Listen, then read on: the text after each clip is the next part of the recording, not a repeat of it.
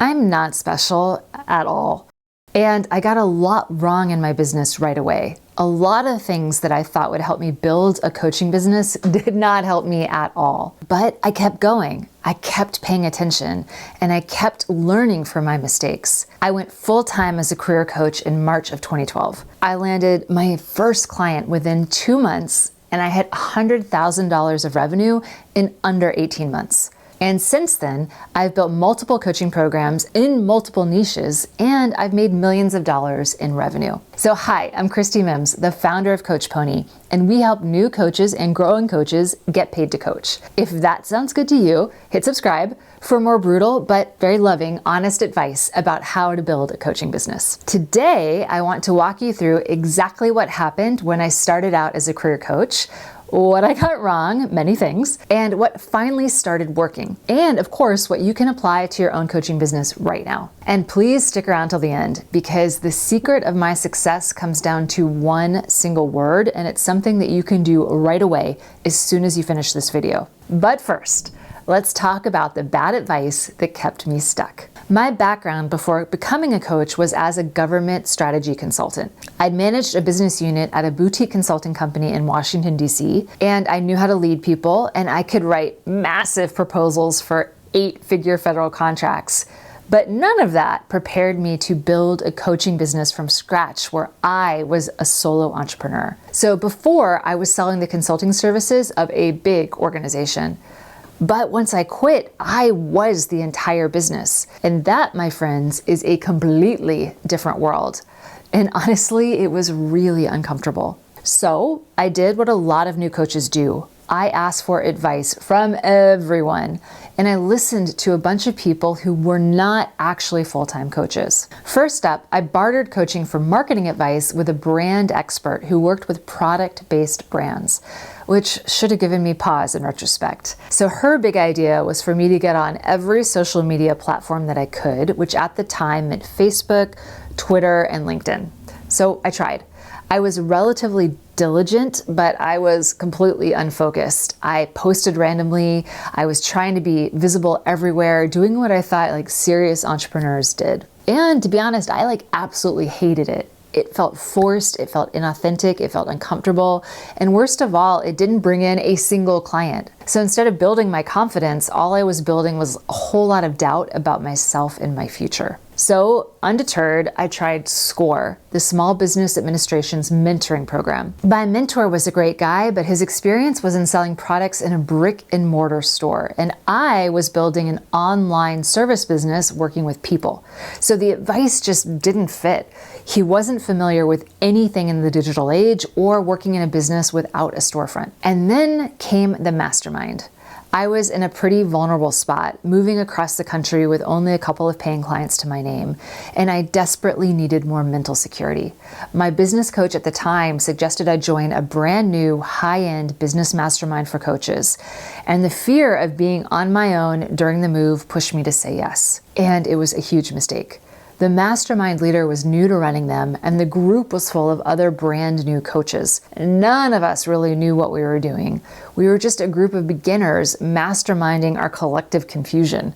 It was the most expensive version of the blind leading the blind. And the lesson for me was painful but simple. Early in your business, don't feel like you have to spend tens of thousands of dollars on something just because it sounds impressive. My experience taught me that what you really need is practical, concrete training that you can pay for with one new client, not 10. And that led me to the turning point and the beginning of the secret that I mentioned earlier. But before I get there, if you want some practical advice from someone who is a coach, download my free 14-day client blueprint. It will give you very concrete tips for getting your first paying client or your next paying client instead of leaving you guessing about what to do. So the link is in the description box below and it's absolutely free. Next, let's talk about the turning point. So one night, sitting on my couch, I had a real come to Jeebus moment with myself. I realized I couldn't keep trying to do everything. All of that hustling wasn't progress. It was just like a fast track to burnout. And I was so mentally tired from putting myself out there all of the time and constantly hearing crickets in return that I was starting to lose the ability to believe that I could do this. That was the moment. And I came really, really close to giving up. That was the moment I decided to commit to one thing: focus. I couldn't do everything or be everywhere. It was impossible. So I should only do what I enjoyed or felt like I could do, that I also felt like might actually move the needle in my business. Once I made that decision, I decided to put all of my marketing energy into one single basket. For me, that basket was public speaking. Again, something I actually enjoyed and was reasonably good at, or felt like I could become better at quickly. And here's the crucial next step that most coaches miss. I asked myself, how will this activity directly lead to paying clients? I didn't want to just speak to my network and hope for the best. So I created a simple focus strategy.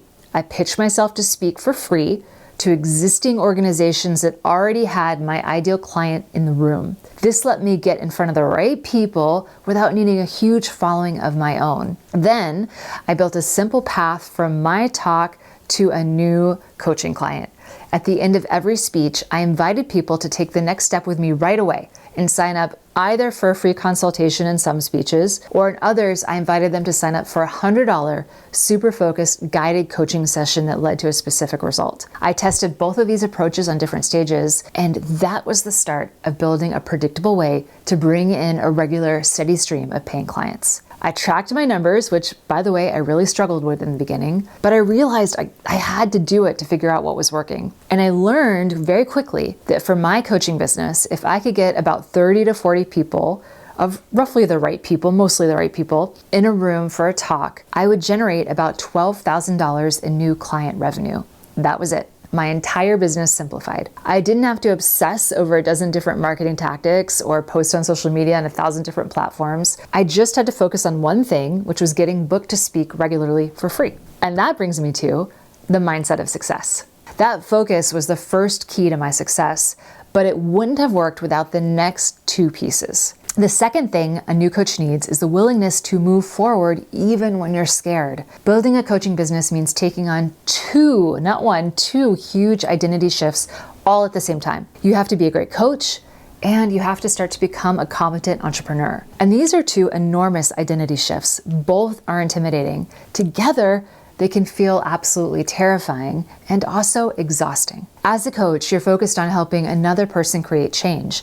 You're holding space. And it can be very calming and empowering. As an entrepreneur, you have to create visibility, make offers, handle rejection, sell your services, manage money, and make 1,000 decisions when you don't have complete certainty. Instead of holding space, you're pushing energy into the world and showing up in a totally different way. And it often doesn't feel calming at all. It can feel terrifying or overwhelming or tiring. But here's the thing. You don't have to become confident first and then take action. The confidence comes from taking action, seeing what happens, adjusting, and taking the next action and building up your skill sets. So I had to speak to rooms when I was afraid nobody would care what I had to say. I had to make offers when I was afraid people would absolutely say no. I had to have sales conversations when I was still totally new to selling myself, and frankly, I wasn't very good at it. I had to keep going even when I felt like a complete newbie and very inexperienced. So if you wait until you feel ready, you're going to be waiting forever. And success, by the way, doesn't mean that the doubts magically disappear and you feel great all the time. It means that you take the next step while the doubts are still in your ear. It means that you show up for the speech, you make the offer, you ask for the consultation, whatever it is. You have to learn to sell without feeling like you have to be absolutely perfect first. The third thing you need is the willingness to learn from your mistakes. And trust me, you absolutely will make mistakes. You'll make a lot of them. And that's not a sign that you're failing. It's a sign that you're actually in the game. So you need to treat every sales consult, every speech, every marketing effort as a data point. What worked? What didn't work? What got people's attention? What built trust? And most importantly, what led to actual paying clients? This is how you get better. Not by hiding or hoping or by just trying new things all the time, but by paying attention to what you're doing and then improving it. And that's how I went from feeling like a fraud to 6 figures in 18 months. So here's the real truth behind it all. I didn't have magical advantages. The early advice I got was bad. My first big investments were absolutely wrong and very stressful. And my initial marketing attempts were scattered and frankly a mess. But I was diligent. I kept going, I kept learning, and I kept adjusting. And that is what made the difference and led to millions of dollars down the road. I went full-time as a career coach at the end of March of 2012. I landed my first client within a few months. I had $100,000 in revenue in under 18 months. It didn't happen because I was exceptional at all. It happened because I was finally focused on what mattered and I was committed to improving. And that's the secret to my success and what I alluded to in the very beginning of this video. And this is really important because I know so many of you watching are asking the real question underneath it all, which is, can coaching actually be a real business? Can you make real money and build something stable? And my answer to this question is a resounding yes. But not by chasing every shiny object, not by listening to people who don't understand your business, and not by expecting it to happen overnight. You need focus. You need one real offer that solves one real problem. You need one simple path to get clients as you get started because you can't be everywhere. You need to take focused action every single day. And it was focus and listening and learning from the data and choosing one marketing method that I could execute well that built my entire business in the beginning. Focusing my sales funnel, focusing on how to learn to be better so that my gremlins didn't slow me down. So if you're a new or newer coach, I really want you to hear this. You don't need to do everything. Yay, you can do less. You don't need to be everywhere. You can do less. You don't need to look polished from day one. I certainly did not. You need to get focused. Pick one way to get in front of the right people that feels good to you, make a clear offer, and then practice selling it long enough to get good at it. And when you do, the sales come in. So I just want to back this up with proof. Here are a few sales from the last couple of weeks from my students. The biggest mistake I ever made was thinking I had to become some different, more special version of the person I am before I could succeed. I did not. I just needed to become more disciplined, more focused, more willing to learn and let things go. So if you want help taking that next step and focusing on your strategy, I put together a free resource for you. Again, it's called the 14-Day Client Blueprint. It will help you get clear on how to start attracting clients without spinning your wheels endlessly and feeling overwhelmed. And there's no selling to your friends and family and no endless social media required, I promise. You can download it using the link in the description box below. And the truth is, you probably have more of what you need to succeed than you think. A lot of the things you're worried about, the perfect website, the clever logo, the color-coordinated social media grid, these are not the things that will actually make or break your business. What matters most is what you do next.